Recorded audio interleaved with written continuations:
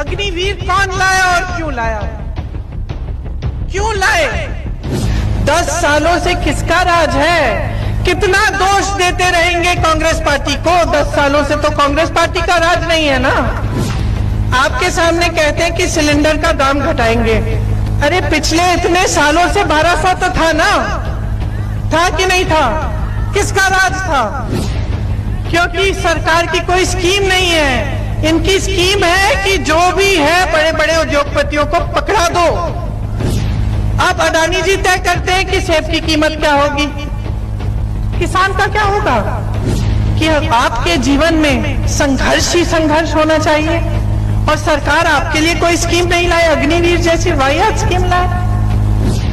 तो मैं यहाँ मंच पे खड़ी होकर क्या कहना चाहती हूँ आपको कि जाग जाओ, जाग जाओ।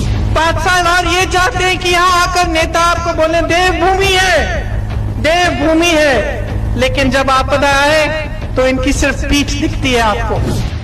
कहते हैं 75 सालों में कुछ नहीं हुआ।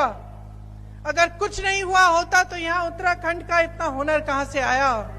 IIT, IIM पूरे देश भर में कहां से आए? एम्स कहां से आए? ये जो चंद्रयान चंद्रमा पे जाता है, इसका सारा रिसर्च, ये सब जब अगर पंडित नेहरू जी ने 1950 के बाद नहीं लगाया होता तो ये हो सकता था, ये मुमकिन होता आज। तो सच्चाई क्या है? आज इतनी महंगाई है, मेरी बहनें बैठी हैं, आपके सामने कहते हैं कि सिलेंडर का दाम घटाएंगे। अरे पिछले इतने सालों से 1200 तो था ना, था कि नहीं था? किसका राज था? बीजेपी का था? मोदी जी का था? तो पहले कम क्यों नहीं किया? पेट्रोल डीजल के दाम बढ़ते चले जा रहे हैं। किसान खेती में खून पसीना अपना दे रहा है, कुछ कमा नहीं पा रहा है। कल मैं किसी से बात कर रही थी, दिल्ली में, उत्तराखंड के हैं, पलायन करके गए हैं। मैंने पूछा भाई घर कब जाते हो? साल में एक बार जाता हूं। मैंने पूछा दिल लगता है? बोला कि अब मजबूरी है, शहर में तो दिल लग नहीं सकता, लेकिन पूरे परिवार को ले आया हूं। साल में एक बार 1 महीने का मौका मिलता है, जब जाता हूं तो ऐसा लगता है कि 1-2 महीने और बैठूं। दिल नहीं करता घर आने, यहाँ आने का। घर तो मेरा वहां है, पहाड़ों में, उन वादियों में, लेकिन दीदी मैं क्या करूं? वहां नौकरी नहीं मिलती, वहां रोजगार नहीं मिलता। तो ये बड़ी बड़ी बातें, टूरिज्म, ये वो, ऐसी स्कीम वैसी स्कीम, तो सच्चाई पे क्यों नहीं उतर रहे हैं? तो रोजगार क्यों नहीं है आपके प्रदेश में? आपको बाहर क्यों जाना पड़ रहा है? इतना हुनर है। कुछ दिनों पहले मैं विदेश में थी, विदेश में एक रेस्टोरेंट में थी, तो एक व्यक्ति आए मेरे पास कि फोटो खींच लूं मैं आपके साथ। मैंने कहा खींचिए। कहाँ के हैं? मैं उत्तराखंड का हूं। क्या करते हैं? खाना पकाता हूं।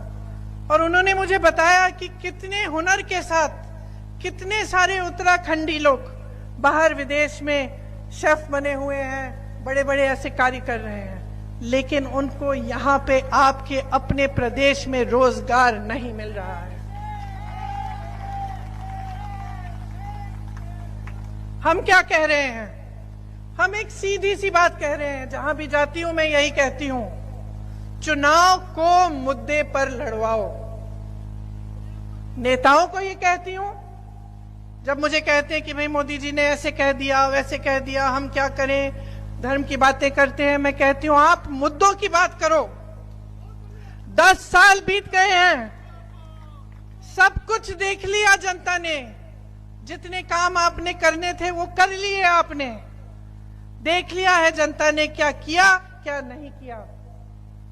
अब जनता चाहती है कि मुद्दों पर चुनाव लड़ा जाए, और मैं आपसे कह रही हूं, आपके मुद्दे क्या हैं आज? क्या है? रोजगार, यही पेपर लीक, यही 20-20 लाख के जो रोजगार बिक रहे हैं, ये जो नौजवान बच्चे सारे बेरोजगार बैठे हैं, क्योंकि सरकार की कोई स्कीम नहीं है। इनकी स्कीम है कि जो भी है बड़े बड़े उद्योगपतियों को पकड़ा दो। देश की जो संपत्ति हम सबके पूर्वजों ने, आपके पूर्वजों ने मेहनत से बनाई, बड़े बड़े PSU बनाए जिससे रोजगार मिलते थे, बड़े बड़े उद्योग जिससे रोजगार मिलते थे, ये सब तो आपने अपने उद्योगपति मित्रों को दे दिया। तो अगर आपकी रोजगार की स्कीम ही यही है कि अडानी जी और अंबानी जी को सब आप सौंप रहे हैं, तो ये जो बच्चा है, जो बेरोजगार है, जो गांव में है, जो छोटी छोटी शहरों में मेहनत कर रहा है, रोजगार ढूंढ रहा है, इसका क्या होगा? अगर इसकी सारी संपत्ति उठा के आप किसी को दे रहे हो, इसका क्या होगा? हिमाचल प्रदेश में सेब के किसान हैं, जितने भी कोल्ड स्टोरेज हैं सब अडानी जी को दे दिए। अब अडानी जी तय करते हैं कि सेब की कीमत क्या होगी, किसान का क्या होगा? किसान तो अपनी दुकान बेचारा बंद कर देगा। तो चाहे आप छोटी चीज में देखिए चाहे बड़ी में, इनकी एक ही स्कीम है इस देश के लिए, सारी संपत्ति अपने ही दोस्तों को देकर इस तरह से बटोर के रखनी ताकि सत्ता में रह पाए। आपको समझना पड़ेगा कि आज आपके साथ क्या हो रहा है। मैंने शुरू में बोला कि आप सच्चाई सुनना चाहते हैं। सच्चाई कठोर है। सच्चाई यह है कि जो मोदी जी आपको मंच पे दिखते हैं, जो टीवी पे दिखते हैं, जो बड़ी बड़ी होर्डिंग पे दिखते हैं, वो नहीं है जो आप समझ रहे हैं। आपने 10 सालों के लिए परखा है, 10 सालों के लिए देखा है। सिर्फ एक ही सवाल होना चाहिए आपके मन में चुनाव के समय, मेरे जीवन में तरक्की आई है कि नहीं? क्योंकि टीवी पे आपको दिख रहा है कि बहुत तरक्की हो रही है। आपको तो बड़े बड़े प्रेसिडेंट, प्राइम मिनिस्टर अलग अलग देशों के आके बता रहे हैं कि भाई देश की बड़ी तरक्की हो रही है। आपको G20 दिख रहा है, आपको तमाम ऐसी चीजें दिख रही हैं जिससे आपको लग रहा है कि देश बहुत आगे बढ़ रहा है, देश का सम्मान भी बढ़ रहा है। किसको गर्व नहीं होता है? हमें भी होता है, हमारा देश है, हमारे परिवार के सदस्यों ने भी खून दिया है इस देश के लिए। हाँ, अच्छा होता है देश, गर्व होता है, लेकिन ये पूरी सच्चाई नहीं है। इस सच्चाई में मिली हुई वो सच्चाई है जो आप जी रहे हैं, वो संघर्ष है जो आपका संघर्ष है, जो इस देश के किसान का संघर्ष है, जो इस देश के मजदूर का संघर्ष है, जो मेरी बहनों का संघर्ष है, जो बाजार जाती हैं त्योहार के समय, अभी नवरात्रि के समय भी कुछ खरीदने जाती हैं लेकिन वापस आ जाती है आधी चीजें छोड़कर, क्योंकि पैसा नहीं बनता। उस उत्तराखंडी व्यक्ति ने मुझे बताया कि चाहे कितनी भी मेहनत कर ले दीदी, पूरा नहीं हो रहा है। मैं कर रहा हूं, मेरी बीवी कर रही है, मेरा बेटा कर रहा है, पूरा नहीं हो रहा है।